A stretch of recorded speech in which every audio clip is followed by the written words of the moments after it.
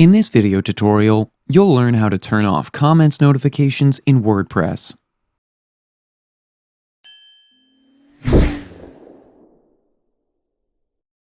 By default, WordPress notifies the site administrators when there's a new comment on the site. If you're just starting a new blog, then this feature will alert you of new comments that you can respond to and increase your user engagement. However, these comment notifications could become annoying as your blog grows because you would start getting a lot of them.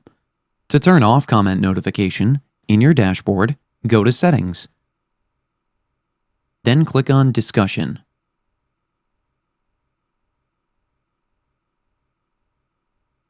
In the Email Me Whenever settings, just uncheck these two options. This will turn off notifications for whenever there's a new comment on your site, and whenever a comment is held in moderation. Then just click on Save Changes, and that's it.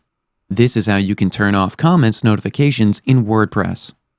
That's it for today's video. If you have any questions or comments, please leave them in the comment section below.